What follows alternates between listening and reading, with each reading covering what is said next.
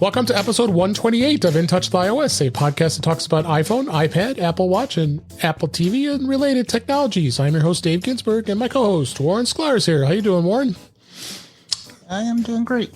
It's Thursday, and had a good day. My son got into the school he wanted to go into, which is congratulations. Pretty much a place where I want to be, and life is good. Yeah, that is a lot of good news there. So as I'm sure everybody's heard this week, the AirPods Max are out. We're going to talk about those here, and should be interesting, as well as Fitness Plus is coming out as well, and lots of news and lots of topics. And so let's just go ahead and dive right into the news here, and got some news that caught my eye here. First one, not a 9to5 Mac. Apple has retired the Music Memos app for iOS and appointing users to use the Voice Memos instead. Apple announced that they're discontinuing the Music Memos app, which I never even used. As such, it has rolled out an update to the app today to allow users to export their recordings to the Voice Memos app. This is the first update to that Music Memos app in over a year. They released this back in 2016, touting it as a way for songwriters and quickly and easily record audio and develop song ideas. Since 2016, though, the app had gone long periods of time before anybody updated. So honestly, this is probably not much of a news story, but more of an interesting thing of folks who did use this app. Did you use this app at all? I downloaded it, but I didn't even dabble in it. I vaguely remember something about it, and then I vaguely remember something about where you record music and then you could forward to different people and they could add to it. And I don't know if that was the same thing or not. Like that was kind of like like you could add your own music to the music that somebody sent you and then keep going. But I don't think this was that. So I don't even know if I opened it once. Yeah. And they've got excerpts back in 2016 of what Apple was saying and touting this app. They were using Voice Memos app on their iPhone to quickly record ideas, but I think that's where the concept was. So they decided, and it's done. So they're gonna go ahead and move everybody over to the Voice Memos app, which is fine because I think that's where most people are when they're recording their ideas. So. Next story on Mac Rumors, the Bravo browser for iOS updates the app to remove reward features that violates the App Store rules. Here we go again with violations of the App Store rules. Developers behind the Brave browser today announced some changes for the iOS version, which is being implemented. That they have to comply to the Apple's App Store rules. This version's which was released as we record this today, and it is going to remove features that allow people to earn rewards for browsing and tip creators. That's what they do with that browser. They do it. I don't use this. They do this on the Mac, but it looks like iOS are not going to allow it with the new guidelines. So, do you use this browser at all? No, I'm trying to figure out what they do. Or what they did. They reward you for browsing. Browsing and tip creators. Yeah, they had a system allowed those use browser to earn money for viewing ads, which have been given preferred content creators. Apple just doesn't like money flowing between their apps, and Apple doesn't like money flowing that doesn't involve their App Store. Period. It doesn't matter. You could have like an app that gives every dollar to charity, and I think Apple will still be upset that they're not in the middle of it. Yep, and they can't do anything about it on the Mac because that's a standalone browser. So. The Brave browser on the Mac is a Chromium based browser, so it's built on Chrome just like Edge is as well. So, but of course iOS is different. But and it's also a browser that you can make your default on your iOS device. So no more rewards if you're using that Brave browser. You can get tongue tied with those two. And then next story, this was in 9to5 Mac. Microsoft has confirmed that Xbox Cloud Gaming is coming to iOS in spring of 2021. Microsoft has confirmed that the Xbox Cloud Gaming is coming to iOS 2021 in a new blog post today. The company says that the cloud gaming is going to be part of the Xbox Game Pass Ultimate, which will come to iOS via web browser in the spring of 2021. So it looks like it's going to be browser based, but of course another place to do gaming, and obviously we're seeing a lot of trends here with with the gaming platforms that are becoming more cloud based. Again, I'm not much of a gamer, so I don't know what you thought of this as far as what Microsoft is saying about it. Yeah, I'm not much of a gamer either, but I've been listening to people talk about it. And, the idea of the cloud gaming is that you could pretty much game on anything with a screen, no matter what it is. Right. It could be something from 10 years ago, and if it has a screen, it'll work. I'm looking at the picture that 9 to 5 Mac puts in the article, and it's on a iPad. So yeah, the only you wouldn't use it on an iPhone, I'm sure. And to me, unless you have like the 12.9 inch Pro, I think it would be too small to even for me to really game on something like that. But whatever. Right. Yeah. And then it depends on the performance. I guess that's all they're all waiting for. Yep. So it definitely is going to be interesting with the way gaming is going. It's more and more going on the cloud, and who knows? We may see these consoles much longer. The hot consoles much longer. It'd be it will be a while. It's going to be a while. It's going to be a while. It's going to be it's going to be interesting. By the extent I had to get my son the new Xbox, I'll tell you, it's going to be a while. So. Oh yeah, even getting one right now. Yeah. I got we got him one for Christmas, but you got no. But hope he's not listening. He's definitely not. Don't worry. All right. Next story. This is actually in 9 to 5 Google. Google Photos now lets you sync your liked images with Apple Photos on iOS. After recently hitting the 5 billion download milestone on Android, Google Photos is now looking to target the other side of the mobile OS fence and with some new features. For those of you with an iOS device, Google Photos will now offer the ability to sync your liked content with Apple Photos. So while Google Photos is a cross-platform, it's hard to fully utilize it on iOS due to certain restraints put in place by Apple. If you ever use an iPhone or an iPad and do opt to try using Google Photos exclusively, you're likely that you're going to have to juggle Apple Photos in there to for proper library management. So this is, I guess, how it'll work is your favorite heart photos in Apple Photos will become favorites in Google Photos. Your favorite star photos in Google Photos will become your favorites in Apple Photos. It's good. It's good to see that they're trying to finally, jump and see that they got iOS out here too, and they can take advantage of it. I've got photos out on Google Photos, but I don't utilize it that much. What do you at all? Do you stick with Apple Photos?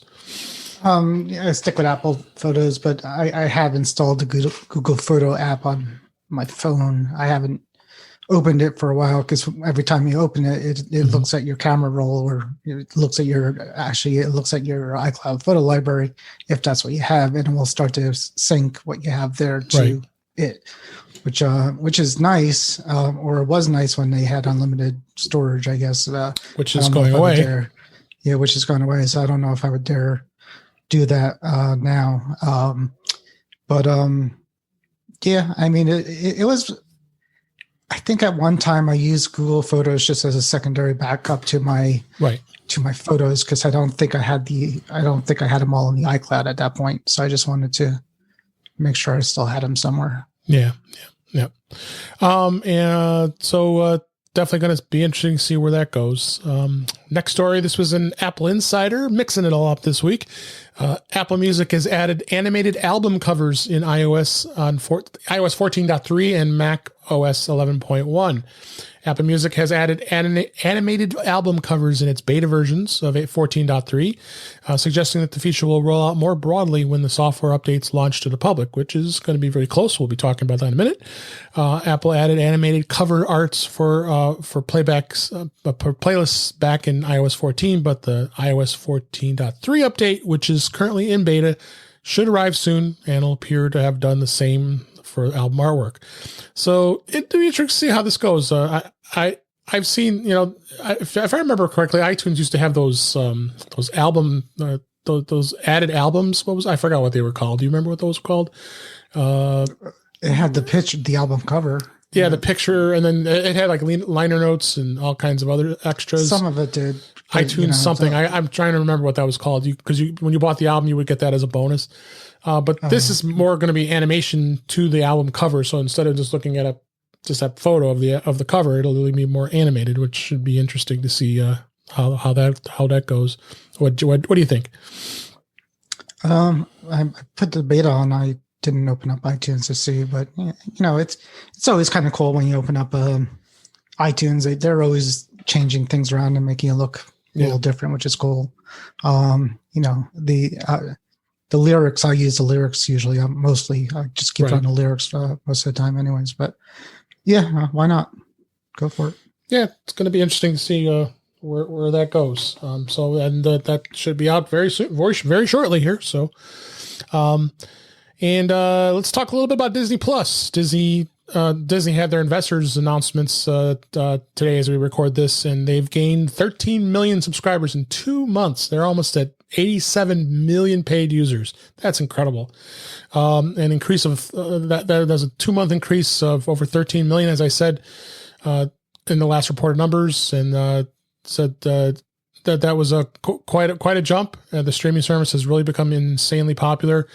Well, it also helps to have the content that they have because also what they did announce today is their 10 more Star Wars series that's going to be out, including going on an angle to talk about Obi-Wan Kenobi, his story. So there's going to be a lot of content as well as Marvel and others.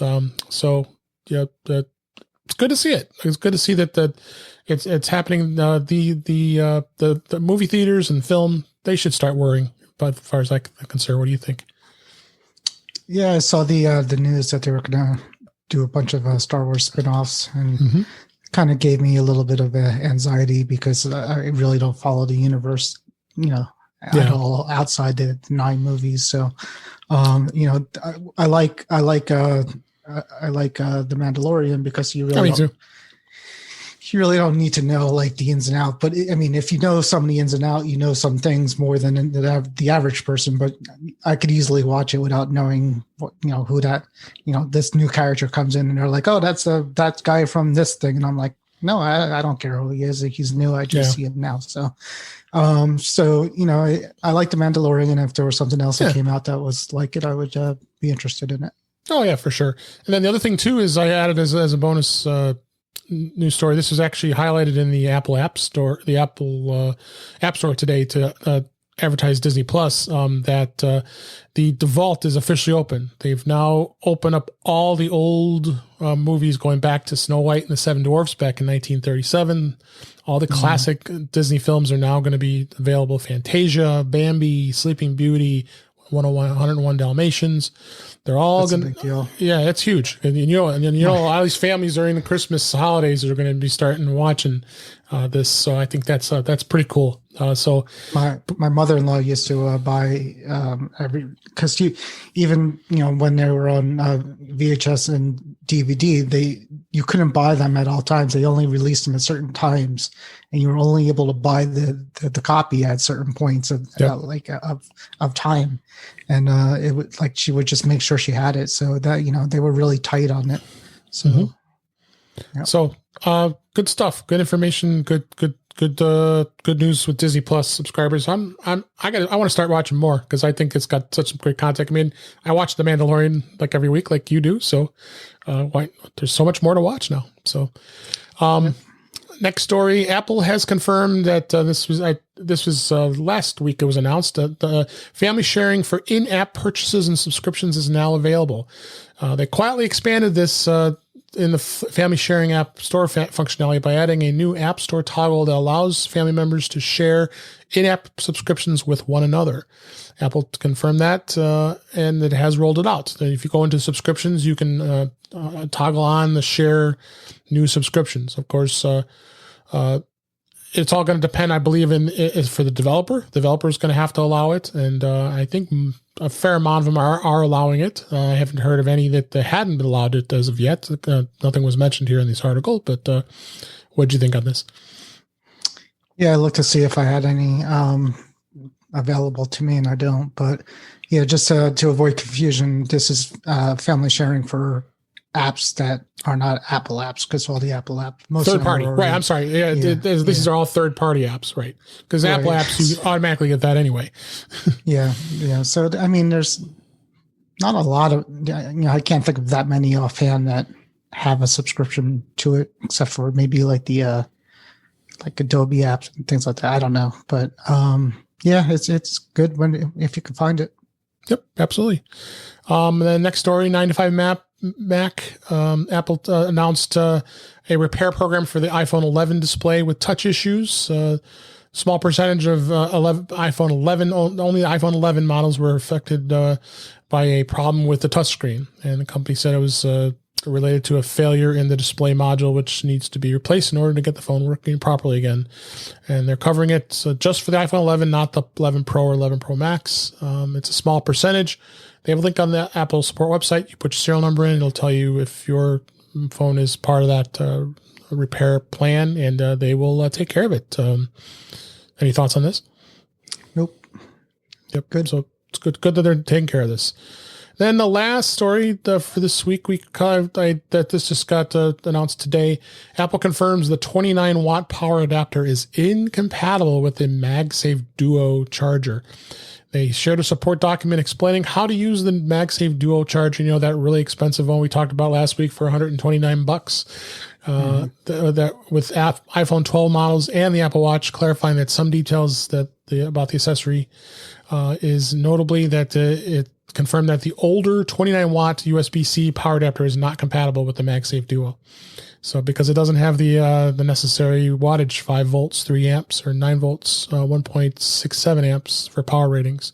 So apparently it's not going to work, because that plug was, of course, discontinued back in 2018 and replaced with the 30 watt. So be aware.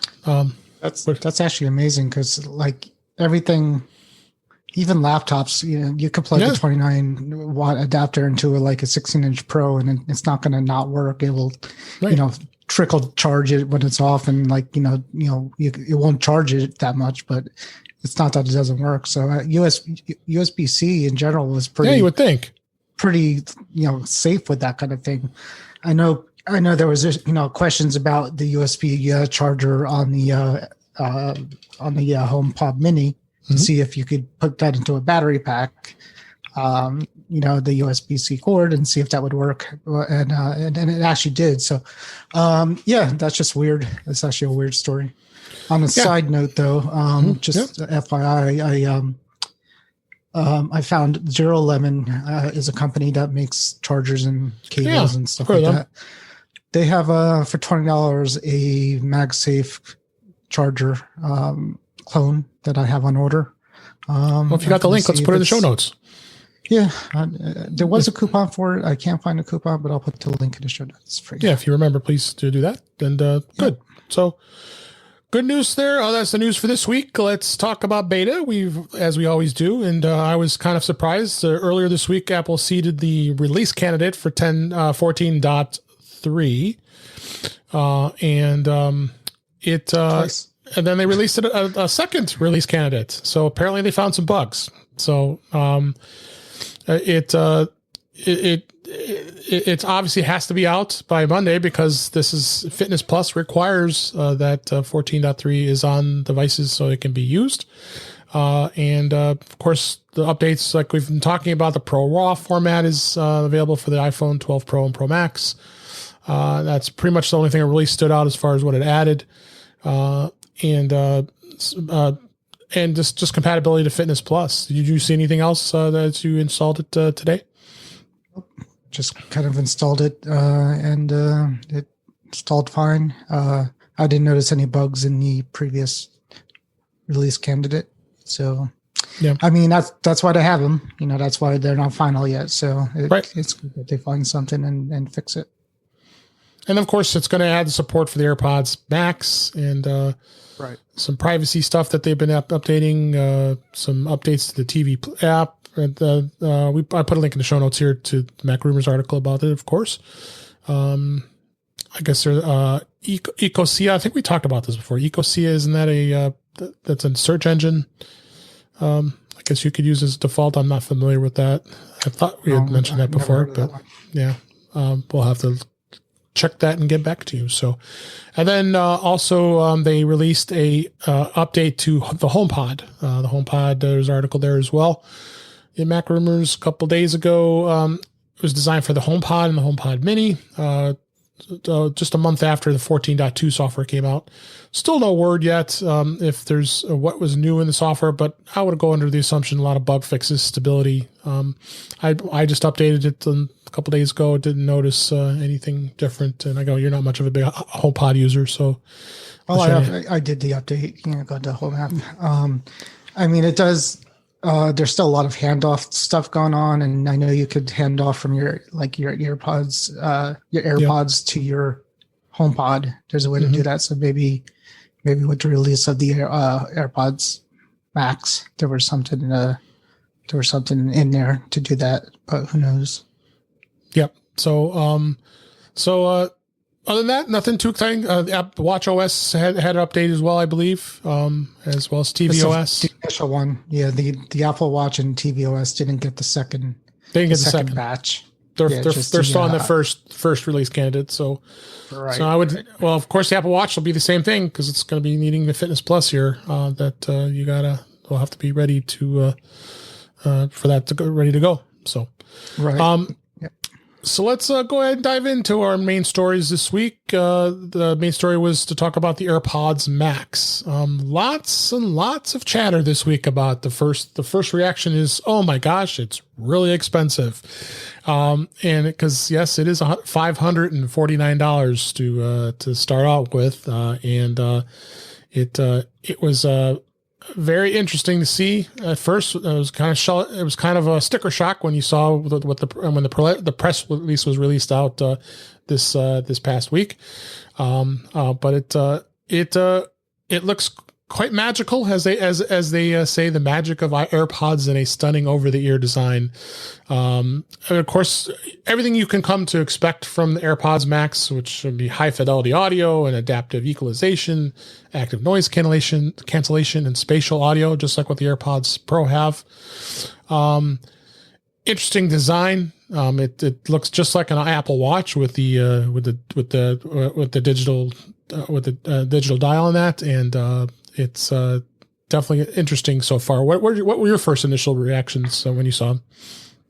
Well, I knew that it wasn't something I'd be interested, even if they were cheaper. I kind of shied away from over-the-ear headphones once. I got spoiled with the AirPods, to be honest with you. I mean, that's just not convenient for me, at least. I thought probably the same as everybody else. They're expensive, but they probably are the best earphones that I would ever try on. Yep. And I'm sure they sound really good. I'm sure, comfort's a big thing. Sure. And, they make a big deal about the comfort. They'll probably testing the water with the price, the same as a HomePod. I would expect it to hit like a 400 something level within a couple months. And it's going to be the same thing. People are going to get it and say these are great. And Dave Hamilton, yep, talks about it a lot, but he talks about the bias. I forget the actual term for it, but if you buy something and you spend money on it and you research it and it sounds good to you, then it's fine. It's right. It's good. So if you get like a pair of $20 things from Best Buy and they sound good, then they're good. I mean, that's I personally can't tell the difference between a lot of headphones. I just don't have the ear for it. So for me, it wouldn't be a big deal. I like the AirPods Pro because of the convenience and the ability to interact with the outside world while I have them. Whereas the AirPod Max Pro, whatever, is the opposite. I really can't see myself interacting with the world around me with something like that around my head. So, well, it's because I've had noise canceling headphones for years. I've had Bose. I've had the last two models. So I have the QC35, which is an older model, but I still love them. I think when I want to really get some isolated sound, and the noise canceling is available on the AirPods Pro that I'm wearing and we're both using. But sometimes you might want to be immersed in the sound and having a headphone. I mean, the Bose were very popular with travelers. Obviously, not a lot of traveling going on right now, but right. But you always see Bose headphones when you're on the plane because a lot of people had them. So then, which also caught my eye. But those were $300 bucks, $350. Very good quality sound. So a lot of and as I mentioned, there were a lot of unboxings today. A lot of influencers have received their demo. Their review units, and a lot of reviews of saying the quality of the sound is good, and even some comparing them to the that they've raised the noise canceling bar and they've edged out like Sony and Bose, both having some really good noise canceling headphones that are very comparable. But of course, both those headphones are a lot less expensive, and they're like at least $200 more. So you have to wonder. But the design is interesting. I saw the earphone pads actually pull and come off, and you can actually interchange them if you want to be able to have different colors if you want, and have spares. And then if they wear out, they're easily replace them. I believe Apple charges $69 to replace them once they wear out. I mean, that kind of happened the same way. I had a pair of Bose headphones where the earpiece piece wore out, so they sold them. They're a lot cheaper though, like $20 to replace them, just the ear pads on the headphone. But I think silly enough, they want people to buy different colors and to mix and match it, like a fashion statement, which maybe people will do, kind of like an Apple Watch band for the headphone, which is a little silly, but you could technically buy different colors and mix and match them. They actually there was a article or something showing all the combinations of every color with every color heads the actual unit with the colors of the pads, and you could make obviously probably I think it was like 50 or 60 combinations of colors. So the question is, if somebody's wearing a pair of like gray ones and they're walking down the street, are you going to say those are the Apple, the AirPods Max? And I think that's what that's what they want people to know, that those are the Apple products when people are wearing them. And I don't know if I would recognize it yet. If I saw it in the wild, I guess we'll see. Yeah. Whereas like the AirPods are, the ones, in your ear, it's pretty obvious that that's what it is. And you go to little extremes like Justine, which I'm a fan of. She's always fun to watch, and obviously we know she's an Apple fangirl, and she admits it. She got her headphones and just was going crazy how great they are and how they sound. And she made comment of the fact that, like you said, it really isolates you because you're wearing the headphones, and she said she couldn't even hear herself talk, and because the noise canceling was that good. So interesting to see how that goes. Now, charging that doesn't come with a charger. Again, going through that trend just like they did with the iPhone with no charger. It spells out that it says you'll give you up to 20 hours worth of charge time, and you could charge it with with the basic 5-watt iPhone adapter if you wanted to, and charge it back up. It comes with a USB-C to Lightning cable in the box that you would use to charge it if you want. But you also got to think of it this way: it's a Bluetooth device, so you got some. So that's going to be the way to be able to listen to it. Now it does come with a case, and everybody's made lots of comments the way that case looks like a bra, looks like some sort of weird sleeve. But I guess that sleeve is got something special in it. When you put the sleeve onto the headphones and flap it down, it senses that, and it automatically turns the headphones off, so it reserves and saves the battery power for you. So that case does have some meaning to it beyond the fact that it protects it. Now, of course, it doesn't fold up. Like the Bose were nice because they fold up into kind of a circle, then go right into a case, which is nice. So it's easier to travel. these look like they only fold up flat. I mean, they fold up, but they're not anywhere near as compact. So it looks like you're carrying a purse. Literally, it looks like that's the other thing. I think the other comment they made about the case looks like a purse, and it definitely interesting. You can. My understanding was you could get a cable. I believe you could buy a $30 or $40 cable that's got the 3.5 millimeter plug. So you wanted to plug it into as a regular headset without using Bluetooth. But you got to spend the extra on that because, as we know, and like you said when you mentioned Dave Hamilton, we all know Bluetooth has a lag, and it is going to have some lag to it. And for someone who's really an audio guy like Dave is, you'll notice that, and that's what you probably I made the comment yesterday during Back to the Future. I said, I have 4 headphones, 2 wired and 2 wireless, and both can be wired because they came with the wire. So I have plenty of headphones, so I don't see this in my future at all.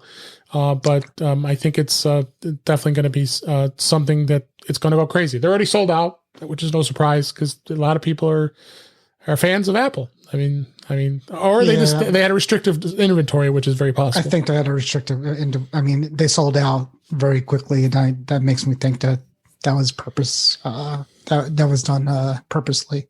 I'm sure they sold a lot of them, but they're always bad with the causing the extra hype with this stuff. This year's been worse than any year that I remember. Mm-hmm.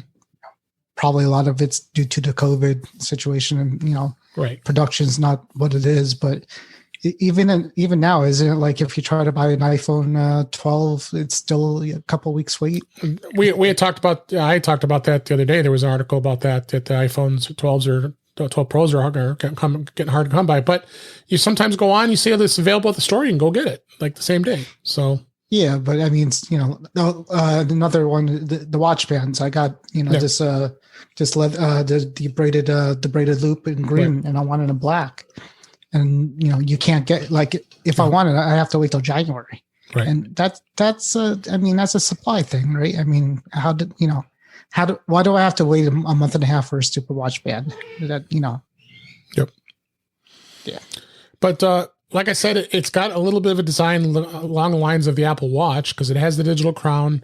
It has the Siri, and that digital crown is very reactive of easy to touch to get to change the volume and to activate Siri, and you can get things going. Setup was very simple. Just not that I was surprised. So I watched Justine do it.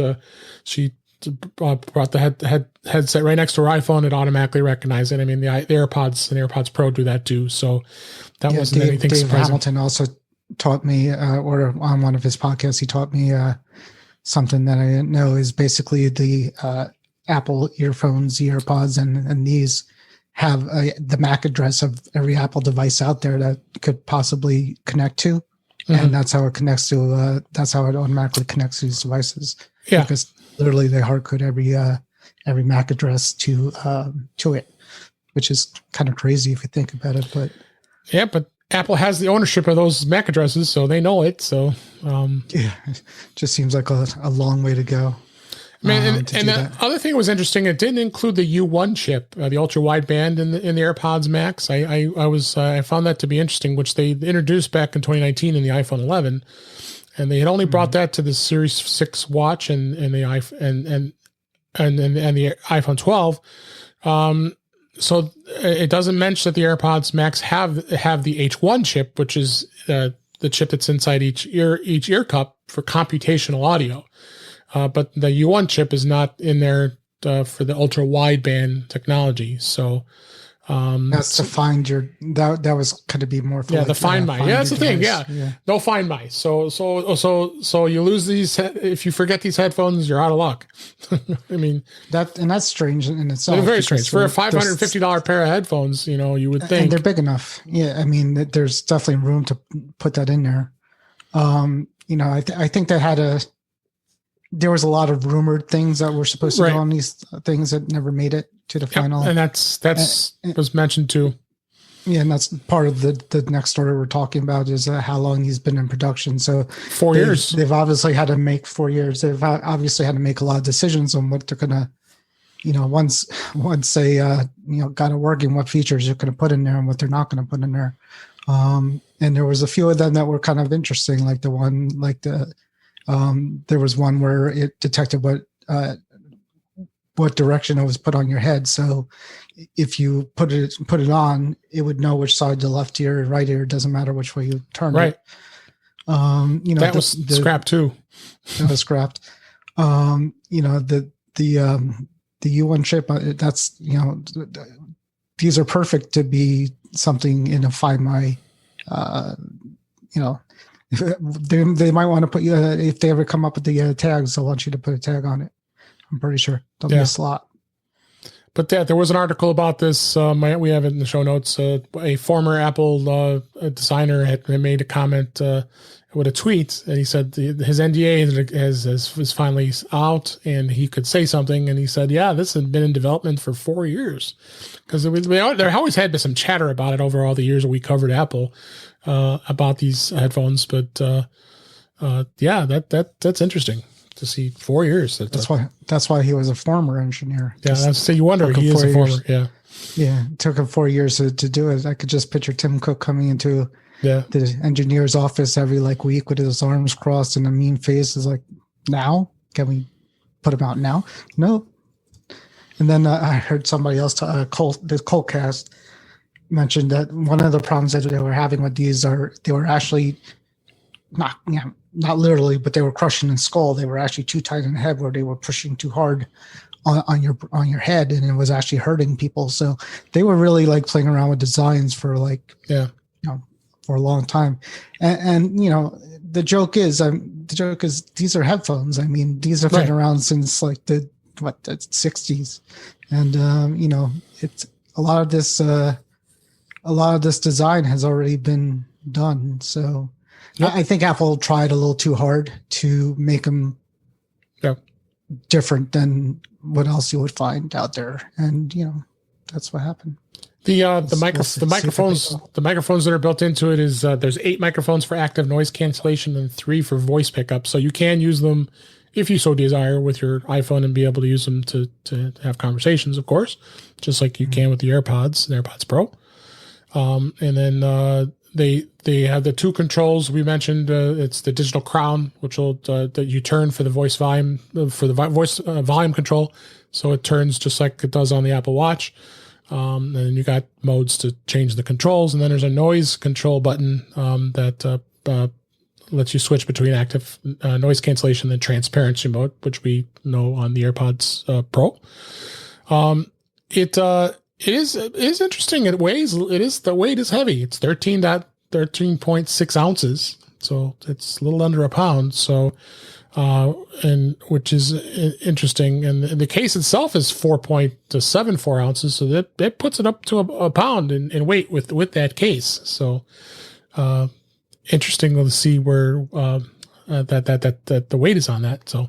And I've had big, good over-the-ear headphones, and I've never taken them on a trip with me, because you want them in the airplane, which is the only place you really want it. But then you're stuck carrying these big things, and they take room in your travel bag, and it's charging and packing. It's more of a pain than it is than not. So even the Bose I would travel with, I always had it in my backpack. It's oh my God, this thing is big. I got to open the case, and it takes up a lot of room. Yeah, compared to these with AirPods and then Pro. With the Bluetooth, obviously with the Bluetooth, if you wanted to watch the airplane movie, you had to get one of those.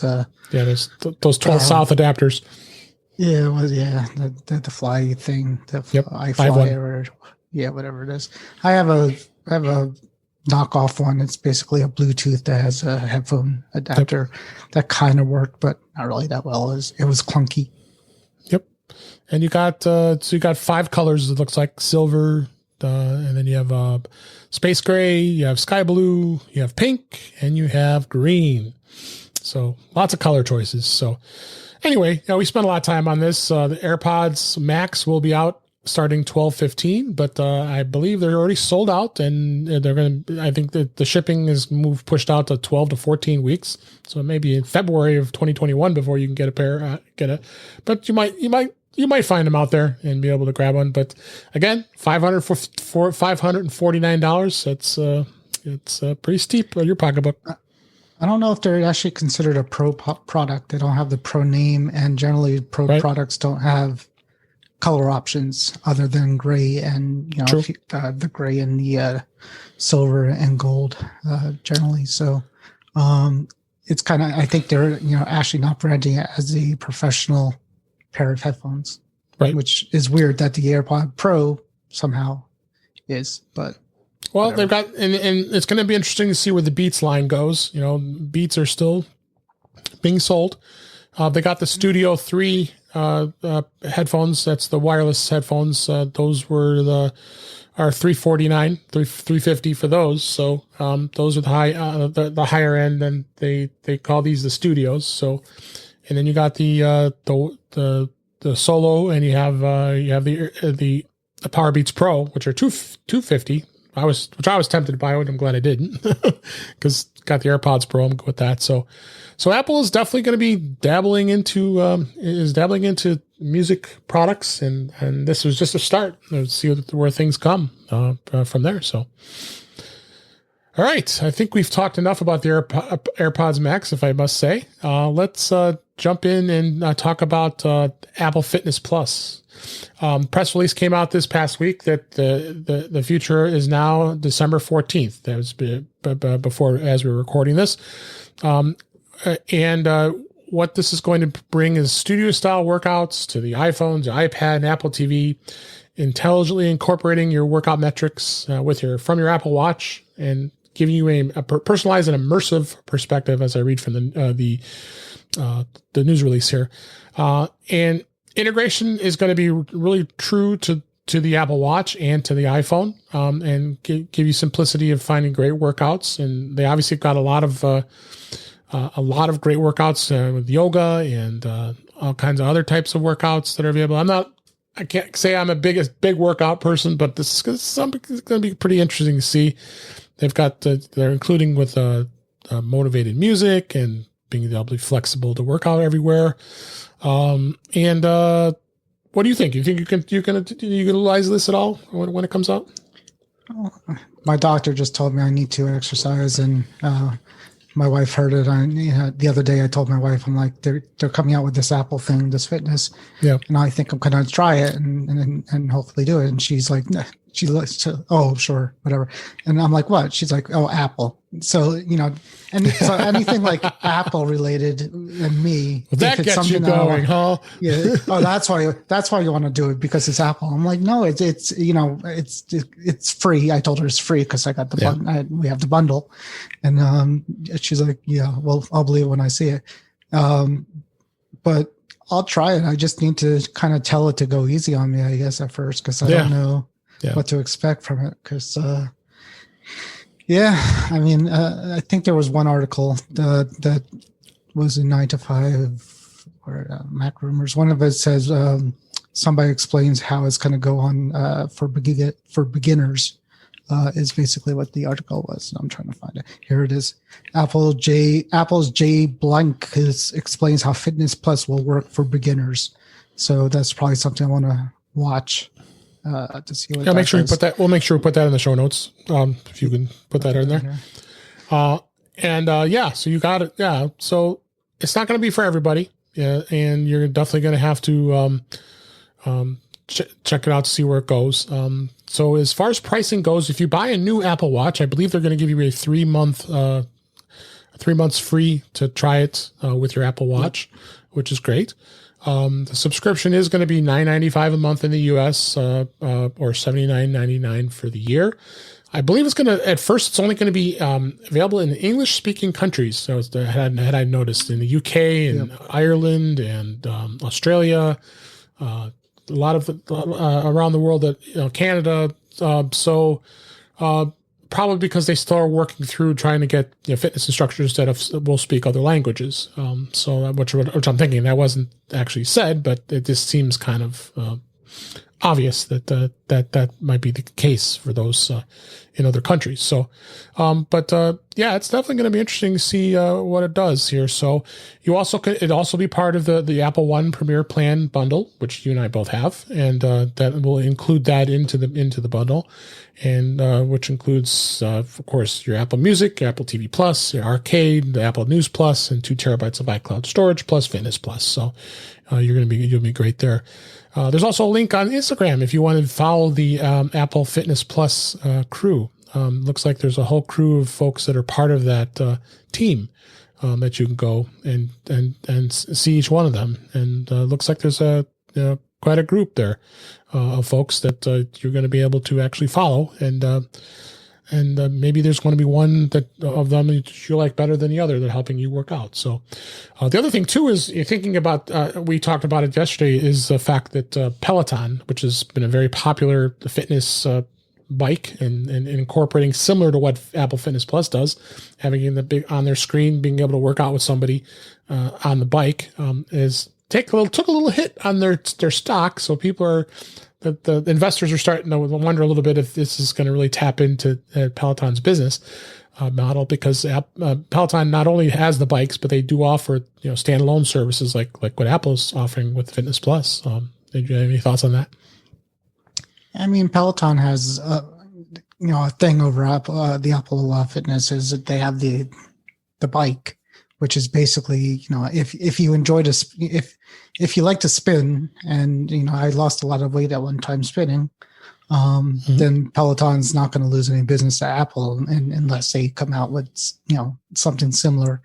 And we talked yesterday on the Mac to the Future Go Live thing.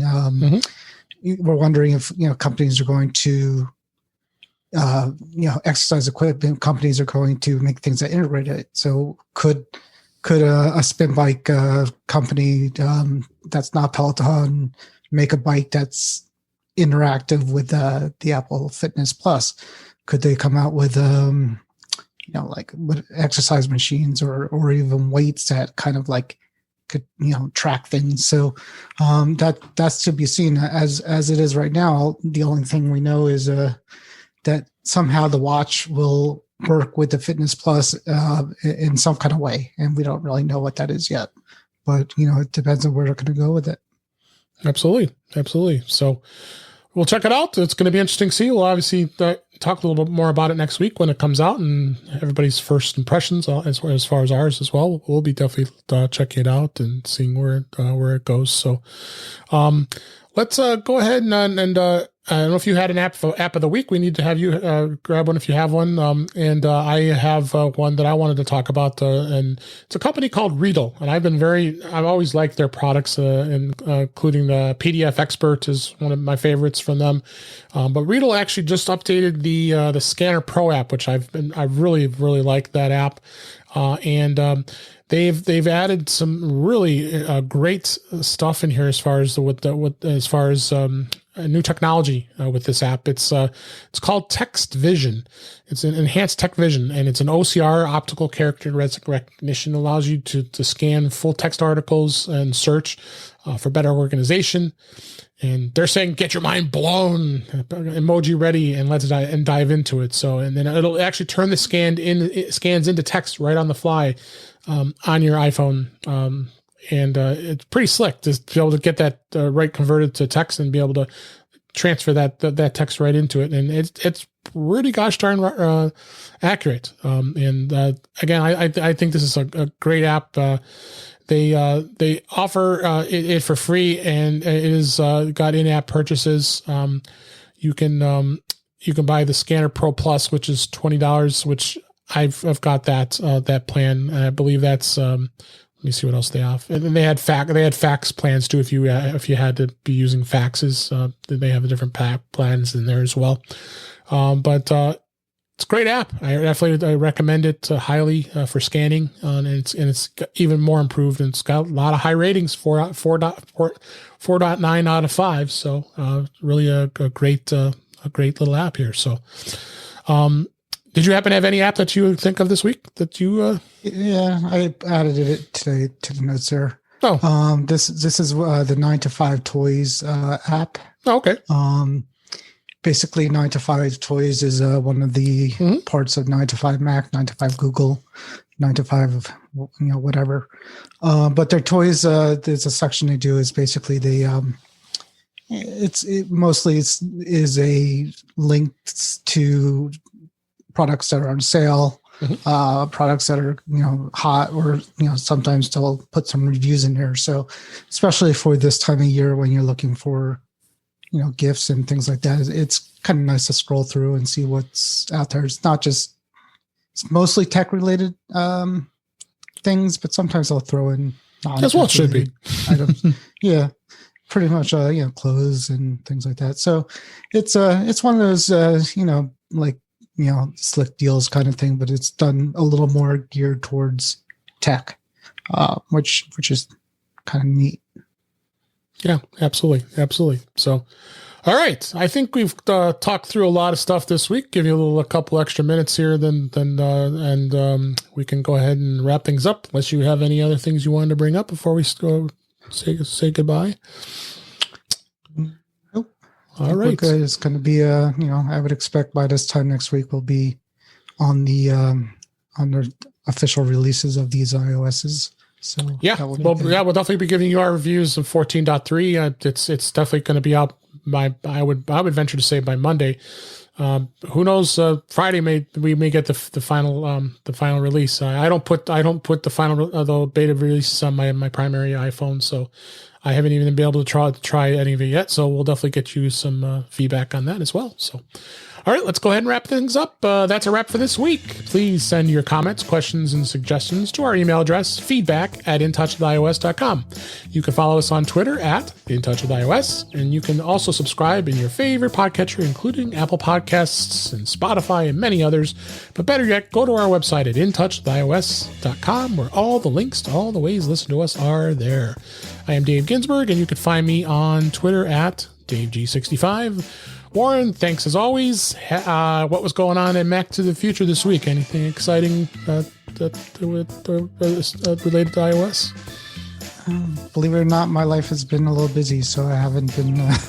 I noticed you had because every time I come up with Facebook, you always have something posted. So I've been just kind of skimming through it. Yep. Just normal stuff, but all good. Nobody's. A couple of the unboxing videos that we talked about are posted on here for the AirPods. But it's all good. Yeah, go. Please come join us. It's a private group, but it's on Facebook, and we love to see you and love to chat with you. And we definitely would like to have you hang out with 3,000 plus of our members here. So it's on Facebook.com, and the link's in the show notes in Warren's bio here. So, all right. Well, I appreciate everybody listening. I hope you enjoyed the show. Thanks for listening, and we'll talk again soon.